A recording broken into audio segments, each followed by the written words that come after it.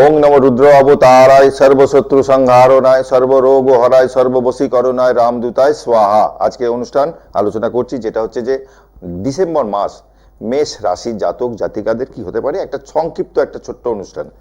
যেরকম এই মুহূর্তে প্ল্যানেটারি পজিশন একটু বলে নিই। বৃহস্পতি বসে আছে বক্রী অবস্থায় বৃষ রাশিতে। এই বৃহস্পতি আবার 4 ফেব্রুয়ারি মার্গী হয়ে যাবে, 4 ফেব্রুয়ারি মার্গী হয়ে যাবে।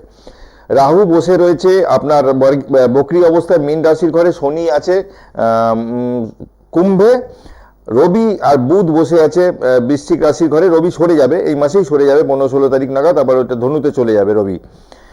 মঙ্গল আছে নিচস্থ কর্কটে, আর কেতু আছে কন্যায় বক্রী অবস্থায় বসে আছে। এই পজিশন 19শে মে 2025 সালে 19শে মে রাহু কিন্তু মীন রাশি থেকে সরে আসবে, এসে ঢুকে যাবে কুম্ভ রাশির ঘরে, কেতু চলে যাবে সিংহের ঘরে।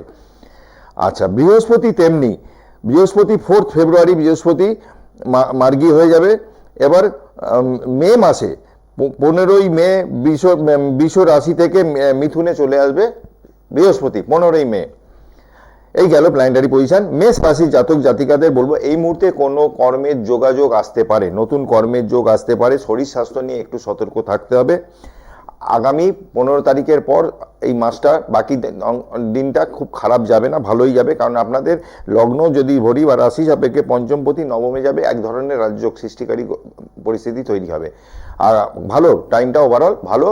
আপনারা যেটা করবেন হচ্ছে যে শরীর স্বাস্থ্য নিয়ে একটু সতর্ক থাকতে হবে, কারণ এক্ষুনি এই মুহূর্তে শনি কুম্ভ রাশি থেকে সরছে না। 30শে মার্চ শনি ওখান থেকে মিনে ঢুকবে, ততদিন কিন্তু শরীর স্বাস্থ্য নিয়ে একটু সাবধানে থাকতে হবে। চোট আঘাত লাগতে পারে, গাড়ি ঘোড়া চালালে সতর্কভাবে চলতে হবে।